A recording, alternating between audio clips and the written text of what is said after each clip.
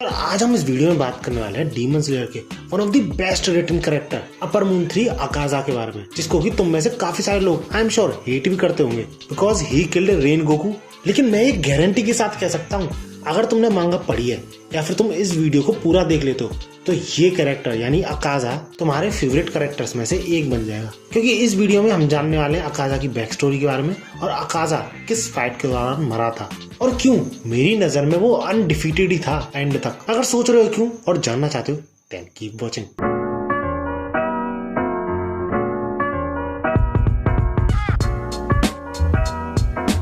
यार मेरी इस वीडियो के बाद जब इन्फिनिटी कैसल आर्क शुरू होता है तो उस आर्क के दौरान सारे डीमन स्लेयर्स एक दूसरे से अलग हो जाते हैं। अब इसका रीजन हम फ्यूचर की वीडियोस में देखेंगे, लेकिन फिलहाल तांजीरो और गियो किसी तरह एक दूसरे से मिल जाते हैं तो उनका सामना होता है एक ऐसे डीमन से जिससे कि तांजीरो को रेनगोकू का बदला लेना था, यानी अपर मून 3 अकाजा। और जब एंड में तांजीरो अकाजा को भगोड़ा बोलता है, कमजोर बोलता है, तब अकाजा को भी काफी ज्यादा गुस्सा आता है। मूवी के दौरान तुमने देखा ही होगा। तो इसलिए जैसे ये एक दूसरे को देखते हैं तो तुरंत ही एक दूसरे पे हमला शुरू कर देते हैं। लेकिन अकाजा को क्या पता था कि तांजीरो पिछली बार से काफी ज्यादा बदल चुका है। इनफैक्ट वो अब कॉन्शियसली डीमन स्लेयर मार्क का यूज कर सकता था। अगर सोच रहे हो कैसे और जानना चाहते हो तो मैंने इस वीडियो में डिटेल में एक्सप्लेन कर रखा है इफ यू वांट। और इसी डीमन स्लेयर मार्क की वजह से अकाजा का वार तांजीरो डॉज तो करता ही है और साथ ही साथ उसे डैमेज भी पहुंचा देता है, उसका हाथ काट के।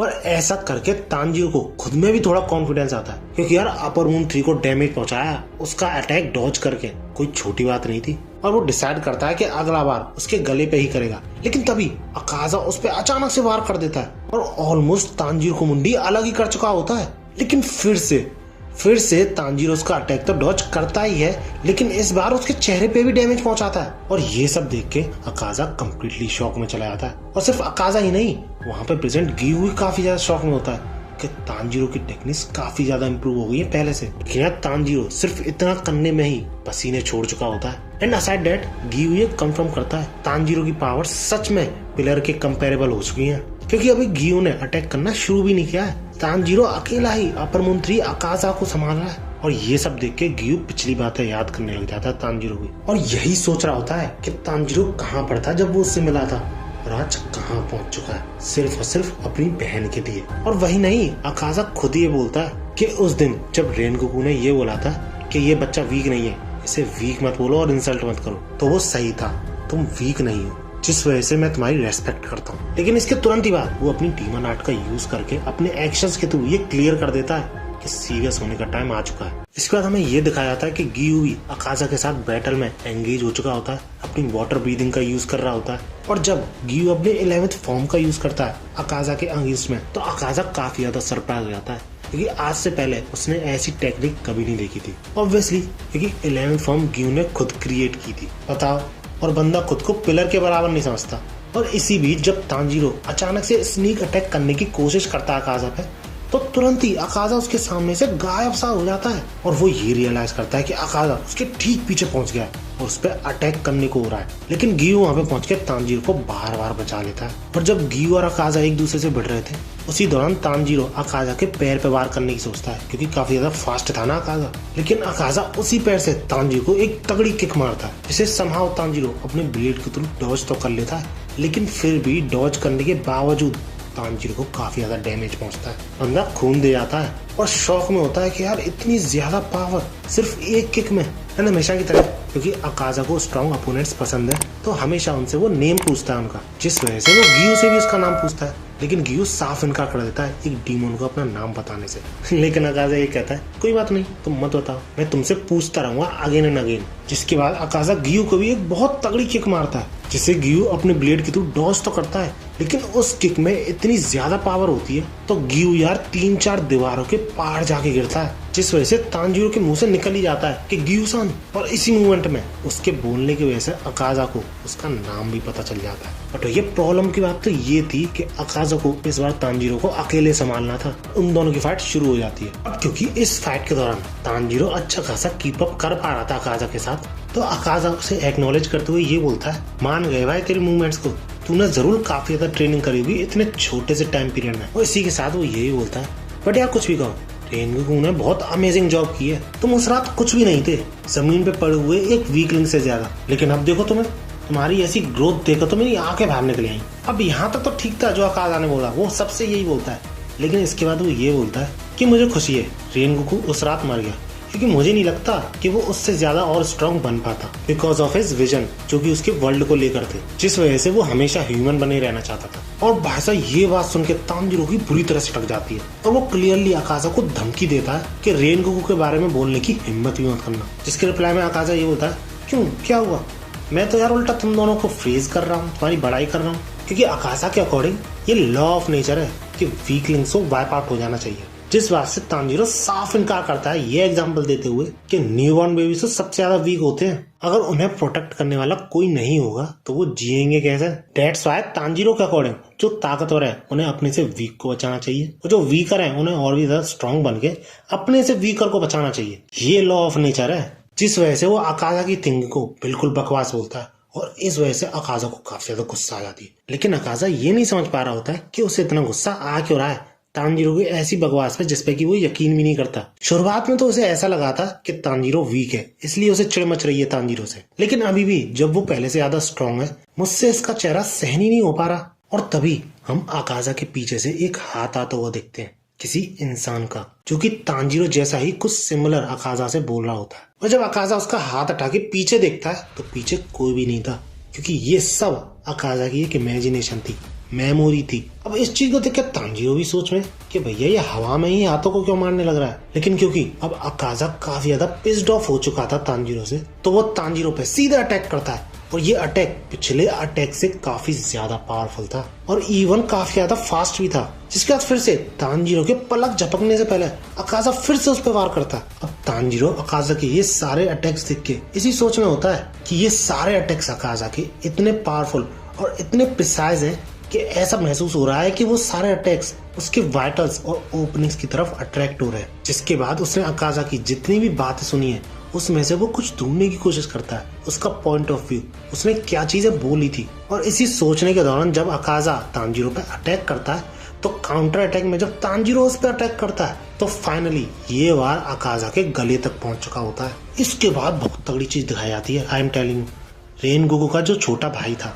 उसे ढूंढने पर एक लेटर मिला था जो कि उसके एंसेस्टर यानी कि बहुत पहले के फ्लेम प्लेयर में लिखा था, जो कि डायरेक्ट कांटेक्ट में था गैस किसके, ऑफ कोर्स योरिची के, जिसने जब अपनी सन ब्रीदिंग के बारे में उस फ्लेम प्लेयर को बताया था तो वो फ्लेम प्लेयर को समझ नहीं पाया। लेकिन फिर भी रेनगोकू का छोटा भाई वो लेटर तानजीरो को भेज देता है क्योंकि उसे विश्वास था कि तानजीरो इस चीज को समझ लेगा। लेकिन बुरी किस्मत तो देखो, वो लेटर पहुंचने से पहले ही तानजीरो, गियो और अकाज़ा की लड़ाई शुरू हो चुकी होती है। अब इसी तानजीरो और अकाज़ा की लड़ाई के दौरान जब तानजीरो अटैक करने वाला होता है अकाज़ा पे, तो अकाज़ा उसका ब्लेड पकड़ लेता है, जो देख के तानजीरो काफी ज्यादा टेंशन में आया था, क्योंकि अकाज़ा चाहे तो तुरंत ही उस ब्लेड को तोड़ सकता है। जिस वजह से कोई और ऑप्शन न देखने पे वो बहुत तगड़ा हेडबट मारता है अकाज़ा को, जिसके बाद तानजीरो किक भी मारता है। लेकिन ये काफी नहीं था, एटलीस्ट अपर मून 3 के लिए तो। लेकिन सही टाइम पे फिर से गियो अपनी एंट्री लेता है एंड गेस व्हाट, गियो इस पॉइंट ऑफ टाइम पे अपना डीमन स्लेयर मार्क एक्टिवेट कर चुका होता है। अब ये मुझे नहीं पता कि सबकॉन्शियसली कर रहा था या फिर ये कॉन्शियसली कर रहा था वो, लेकिन कुछ भी कहो बहुत ही बैड ऐसा लग रहा होता है। और अपने पहले अटैक में ही अकाज़ा को ये अंदाजा दिला चुका होता है कि उस मार्क के आने से कितना डिफरेंस आया है, और इस तरह इन दोनों की फाइट शुरू हो जाती है। लेकिन तानजीरो ये क्लियरली नोटिस कर सकता था कि गियो की स्पीड भले ही बढ़ गई है, लेकिन अकाज़ा ने भी अपनी स्पीड इमीडिएटली उतनी ही बढ़ा ली। एंड ऑब्वियसली अगर ये बैटल ऐसे ही चलता रहा तो एट दी एंड ह्यूमन ही हारेगा। और ऊपर से उनका अल्टीमेट गोल तो मुजान को हराना है ना, वो सारा टाइम और एनर्जी यहाँ पे नहीं दे सकते। जिस वजह से वो शांत हो जाता है और ढंग से सोचता है कि अकाज़ा के इतने प्रिसाइज अटैक्स कैसे हैं। और तब जाके उसे याद आती है कि अकाज़ा हमेशा बैटल स्पिरिट की बात करता रहता है, और ऐसा ही कुछ उसने इनोजुके से भी सुना था। और बातों ही बातों में इनोजुके ने इस चीज की कमी भी बताई थी कि अगर किसी का किलिंग इंटेंट नहीं है तो ये काफी ज्यादा हार्ड हो जाता है किसी भी पर्सन को नोटिस करना है कि वो तुम्हारे पीठ पीछे क्या कर रहा है। लेकिन भैया तानजीरो को क्या पता था कि वो बचकांड बातें इतनी काम आएंगी यहाँ पर। अब इसके बाद तानजीरो इस पूरी थ्योरी को ट्राई करने के लिए अकाज़ा पे एक स्नीक अटैक करता है पीछे से। लेकिन भाई साहब अकाज़ा बिना देखे ब्लेड को हाथ से पकड़ लेता है और तुरंत ही काउंटर अटैक करता है तानजीरो पे। लेकिन क्योंकि तानजीरो को ऐसा कुछ एक्सपेक्टेड था तो वो आसानी से डॉज भी कर लेता। इसके बाद हमें तानजीरो के पास्ट की कुछ ग्लिम्स दिखाई जाती है जिसमें कि वो अपने फादर के बारे में बता रहा होता है, क्योंकि उन्होंने एक बार कहा था उससे कि जब तुम यूजलेस मूवमेंट्स को अवॉइड करना शुरू कर देते हो तो तुम एक ऐसी स्टेट में पहुंच जाते हो कि तुम्हारा माइंड इनविजिबल होना, एम्प्टी होना शुरू हो जाता है। और इसी रीजन की वजह से जो फायर डांस था उनकी फैमिली में चलता हुआ आ रहा था, उसकी डैड जो कि बहुत ज्यादा बीमार भी थे पूरी रात करते थे उसे, क्योंकि अपना माइंड एम्प्टी करने के बाद यानी सारे यूजलेस मूवमेंट्स अवॉइड करने के बाद उन्हें थकान ही महसूस नहीं होती थी। और एक रात तो तांजीरो के डैड का सामना एक बियर से होता है जो कि फैमिली पर अटैक करने वाला होता है, और उस बियर को भी तांजीरो के डैड बिना किसी किलिंग इंटेंट के मारते हैं। और अपनी बात को कंटिन्यू करते हुए तांजीरो ये भी एक्सप्लेन करता है कि उसके फादर सी थ्रू वर्ल्ड को भी देख सकते थे। वही चीज तांजीरो ने अभी अभी अकाजा का जो अटैक डॉज किया है उस टाइम भी फील की थी, यानी सी थ्रू वर्ल्ड को भी फील किया था, जिस वजह से वो उस अटैक से जो कि इतना पास और इतना फास्ट था मैनेज कर पाया बचना। और तांजीरो को ये पूरा कॉन्फिडेंस था कि वो इस टेक्निक के थ्रू अकाजा को हरा के ही छोड़ेगा। इसके बाद हमें वापस अकाजा और गियू की फाइट दिखाई जाती है, जिसमें कि गियू बैरली मैनेज कर पा रहा होता है कीप अप करना अकाजा के साथ, ऑलमोस्ट अपनी लिमिट्स पे होता है क्योंकि वो अपनी सारी ब्रीदिंग फॉर्म्स यूज कर चुका होता है। और गियू के एक अटैक के दौरान अकाजा उसकी तलवार तोड़ देता है, जिस चीज से गियू काफी ज्यादा शॉक हो जाता है। और इसके बाद अकाजा गियू को फेयरवेल बोलते हुए एक फाइनल ब्लो मारता है, और सच में यही लग रहा होता है कि गियू का खेल खत्म। बट भाई साहब अकाजा को तभी ये रियलाइज होता है कि वो खून गियू के पेट से नहीं उसके हाथ कटने की वजह से आया, जिसके की पीछे और किसी का नहीं तांजीरो का हाथ था। देख रहे हो जैसे गियू ने तांजीरो को 2 बार बचाया इस फाइट में, वैसे ही सेम एग्जैक्टली सेम तांजीरो ने गियू को बचाया। और ये चीज देख के गियू काफी ज्यादा शॉक हो जाता है क्योंकि उसके बाल, उसकी आईज, उसकी आवाज सब कुछ डिफरेंट थी पहले से। और उधर अकाजा का एक एक सेल उसके शरीर पे प्रेजेंट एक एक बार यही बोल रहा होता है कि इस बंदे को तुरंत मारो, ये खतरनाक है बहुत। जिसके बाद फिर से अकाजा अपनी डीमन आर्ट का यूज करता है, जिसके की नाम में ही आ रहा होता है एंड स्टाइल, जिससे कि ये आसानी से गैस कराया जा सकता है कि अकाजा की मोस्ट पावरफुल टेक्निक है। लेकिन भैया तांजीरो किसी और ही दुनिया में होता है, जी हाँ सी थ्रू वर्ल्ड की दुनिया में। बट भैया अकाजा उस टेक्निक के थ्रू गियू की बहुत बुरी हालत कर चुका होता है। लेकिन तभी अकाजा के पीछे गियू तांजीरो को देखता है, जो देख के वो काफी ज्यादा सरप्राइज हो जाता है क्योंकि अकाजा को बिल्कुल भी महसूस नहीं हो रहा कि उसके पीछे तांजीरो खड़ा है। वो बंदा यही होप लगाए हुए उसकी नेक पे वार करके खत्म करो उसे। लेकिन वो ये तांजीरो किसी और ही सोच में वो चिल्ला के बोलता है अकाजा I will cut your head off, जिससे अकाजा काफी ज्यादा सरप्राइज हो जाता है और इंस्टिंक्टली तांजीरो पे तुरंत ही अटैक करता है। और गियू ये ऐसी सोच में अरे पागल नाम क्यों लिया मोरॉन। लेकिन भैया अकाजा के होश उड़े रहते हैं, ये जिंदा कैसे बंदा। लेकिन क्योंकि अकाजा को अपने किलिंग इंटेंट कंपास पे विश्वास था तो उसे ज्यादा कोई प्रॉब्लम नहीं थी। लेकिन बंदे की फटके हाथ में तब आती है जब उसका कंपास ही काम करना बंद कर जाता है तांजीरो पे, जिसके बाद अकाजा तुरंत ही ये रियलाइज कर लेता है कि इस बंदे की बैटल स्पिरिट गायब हो गई है। और इससे पहले कि अकाजा कुछ सोच पाता या फिर कर पाता, तांजीरो अकाजा की मुंडी धड़ से अलग कर देता है और अकाजा के लास्ट वर्ड्स यही निकलते हैं इम्पॉसिबल। अब क्योंकि अकाजा का सिर डिसइंटीग्रेट हो जाता है तो वो लोग यही सोच रहे होते हैं कि वो जीत गए, स्पेशली तांजीरो। लेकिन शॉकिंग ये था कि अकाजा का शरीर डिसइंटीग्रेट होना शुरू भी नहीं हुआ था, जो देख के गियू के होश उड़ जाते हैं। और ये भी अगर काफी नहीं था तो अकाजा फिर से अपना कंपास यूज करना शुरू कर देता है, यानी अपनी डीमन आर्ट को। और जहाँ से अकाजा का सिर अलग हुआ था उस जगह को अकाजा अजीब तरीके से सील कर लेता है। और भैया तांजीरो ये सी थ्रू वर्ल्ड यूज करके और वो डीमन स्लेयर मार्क यूज करके अपनी लिमिट्स पे होता है तो अकाजा के सिंपल अटैक्स को भी डॉज नहीं कर पाता है। अब ये सब देख के तांजीरो यही सोच रहा होता है कि अकाजा कुछ और ही बनता जा रहा है। यानी तुम खुद ही सोचो, कोई भी डीमन सर अलग होने के बाद मर ही जाता है ना? नहीं, क्योंकि एक बंदा था जिसपे कि ये रूल एप्लीकेबल नहीं था, वो था मुजान। और ऐसा करके अकाजा मुजान की बराबरी कर रहा है, सोच सकते हो तुम? अब तुम सोच सकते हो कि नहीं ये तो मुझे नहीं पता, लेकिन तांजीरो इससे आगे और कुछ नहीं सोच पाता है और बेहोश हो जाता है, जिसके बाद सारी जिम्मेदारी गियू पे आ जाती है और वो तुरंत ही वाटर ब्रीदिंग का यूज करके अकाजा की बॉडी पे कई सारे स्लैशेस लगाता है। लेकिन अकाजा ऐसी स्टेट में भी तुरंत रीजनरेट हो जाता है, लेकिन समहाउ वो बॉडी अभी भी तांजीरो की तरफ ही बढ़ रही होती है उसे खत्म करने को। लेकिन तभी एक छोटी सी बच्ची उस बॉडी को रोकती है और रोते हुए ये सब छोड़ने को बोलती है, पर वो ये बोलता है I can't, I have to kill these people. और उसके ताकत के मोह का रीजन ये था कि उसे कोई चीज वापस लानी है, और वो चीज क्या है उसके लिए हमें बैक स्टोरी दिखाई जाती है अकाजा की, जहाँ पर कि एक बच्चे को बहुत बुरी तरह मारा गया होता है, पनिश करा गया होता है क्योंकि वो लोगों की जेब काट रहा था, क्योंकि उसे अपने पापा के लिए दवाइयां लानी थी उन पैसों से। लेकिन जब अकाजा का पापा ये सुनता है कि उसका बेटा फिर से पकड़ा गया है, उसने मार खाई है जेब काटने के पीछे, तो वो आत्महत्या कर लेता है और अपने पीछे एक नोट छोड़ के आता है जिसमें कि वो माफी मांगता है अकाजा से कि उसने आज तक अकाजा के लिए कुछ भी नहीं किया और अभी भी अकाजा को उसके लिए इतनी मार खानी पड़ रही है, जिस पे अकाजा काफी ज्यादा दुखी हो जाता है और उससे भी ज्यादा फ्रस्ट्रेट हो जाता है उन लोगों से जो कि हमेशा उसे पनिश करते थे, क्योंकि उनके पनिश करने की वजह से ही उसके डैड को बहुत ज्यादा बुरा लगा और उन्होंने आत्महत्या की थी। लेकिन तभी एक बंदे की तालियों की आवाज आने लग जाती है और वो तारीफ करने लग जाता है अकाजा की। एक बच्चा होते हुए भी 7 एडल्ट लोगों को अकेले धूल चटाई है, वो भी बेयर हैंडेड। अब अकाजा की फाइटिंग स्पिरिट को देख के वो उससे उसका डोजो ज्वाइन करने की बोलता है। अब भैया अकाजा तो फ्रस्ट्रेटेड था ही, तो वो उस पर बिना सोचे समझे अटैक कर देता है। लेकिन वो बंदा भी कोई नॉर्मल बंदा नहीं था, बिना अकाजा का एक भी पंच लिए वहीं के वहीं पेल देता है उसे। इस तरह अकाजा उसके डोजो में पहुंचता है और सबसे पहली चीज वो अकाजा से करने को ये बोलता है कि उसकी डॉटर का ख्याल रखे, जिसपे वो अकाजा यही पूछता है कि तुम्हें कोई प्रॉब्लम नहीं है कि एक क्रिमिनल को तुम अपनी बेटी की जिम्मेदारी दे रहे हो, जिसपे वो हंसते हुए बोलता है कि कोई प्रॉब्लम नहीं है मिस्टर क्रिमिनल, मैंने तुम्हें थोड़ा बहुत पीट के सबक तो सिखाई दिया है। अब इस पॉइंट ऑफ टाइम पे डीमोन अकाजा को समझ में आता है कि तांजीरो से पसंद क्यों नहीं था, क्योंकि तांजीरो बार बार इसी बंदे की याद दिला रहा था उसे, यानी पास्ट की याद दिला रहा था। इसके बाद जब ह्यूमन अकाजा उस बंदे की डॉटर से मिलता है तो सबसे पहले तो वो काफी ज्यादा सुंदर थी, जिससे अकाजा काफी ज्यादा मेस्मराइज्ड हो जाता है उसकी सुंदरता को देख के, और ऊपर से उस लड़की को देख के उसे अपनी डैड की याद आ रही होती है कि कैसे वो भी कितने ज्यादा बीमार थे। और इस तरह ह्यूमन अकाजा उस लड़की की देखभाल करने लग जाता है। और इन्हीं दोनों जब एक दिन वो लड़की यूं पूछती है कि तुम्हें कभी कभी बाहर भी निकल जाना चाहिए, खेलने जाना चाहिए, तो ये साफ इनकार कर देता है कि मुझे खेलने मिलने में कोई इंटरेस्ट नहीं है और तुम्हारी देखभाल करने के बाद जो मुझे फ्री टाइम मिलता है उसमें मैं ट्रेन कर लेता हूँ, तो कोई प्रॉब्लम भी नहीं है। जिसपे वो लड़की रिप्लाई देते हुए ये बोलती है लेकिन फिर भी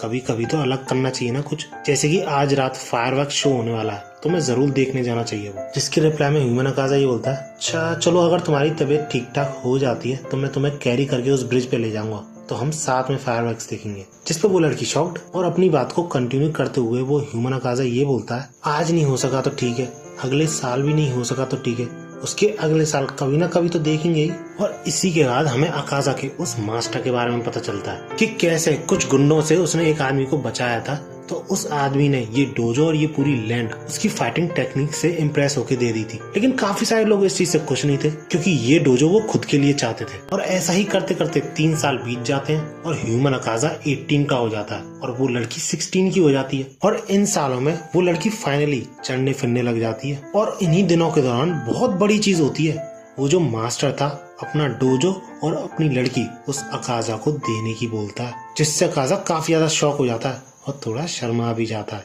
और इस प्रपोजल के तुरंत ही बाद अकाजा को फाइनली अपनी डैड की बातों पर यकीन होने लग जाता है कि वो भी एक नॉर्मल लाइफ जी सकता है। और वो ये डिसाइड कर चुका होता है कि वो 2 लोगों को तो हमेशा प्रोटेक्ट करके रखेगा, चाहे उसकी खुद की जान ही क्यों ना चली जाए। ऑब्वियसली यही दोनों लोग। लेकिन अकाजा ने सपने में भी नहीं सोचा था कि एक पॉइजन उसकी दुनिया उजाड़ के रख देगा, क्योंकि एक दिन अकाजा जब अपनी डैड की ग्रेव को विजिट करने गया होता है, ऑब्वियसली मैरिज के बारे में बात करने गया होता है, तो उसे ये खबर दी जाती है कि वेल का जो पानी था उसमें पॉइजन मिला दिया गया था, जो सुन के पसीने छूटने लग जाते हैं अकाजा के। और पॉइजन की हेल्प लोगों ने इसलिए ली थी क्योंकि वो अकाजा के मास्टर को डायरेक्ट फाइट में हरा ही नहीं सकते थे। और शॉकिंगली मास्टर को तो मारा ही, उसके साथ साथ उसकी बेटी को भी मार दिया था उन लोगों ने, इतने घिनौने थे। और ये सुन के हमें अकाजा और उस मास्टर की बेटी के बीच के पल दिखाए जाते हैं, जहाँ पर कि वो फायरवर्क्स देख रहे होते हैं। और इसी मोमेंट ऑफ टाइम में वो लड़की अकाजा को अपना लव कन्फेस करती है, क्योंकि जो उसने ये बात बोली थी कि हम अगले साल भी देख सकते हैं या फिर उसके अगले साल देखेंगे फायरवर्क्स, उसने उसे काफी ज्यादा हिम्मत दी थी सही होने की। आई एम श्योर तुमने मोस्ट वायरल रील भी देखी होगी, जो कि काफी ज्यादा वायरल भी हुई थी इंस्टाग्राम पर जब सीजन 3 आने वाला था डीमन स्लेयर।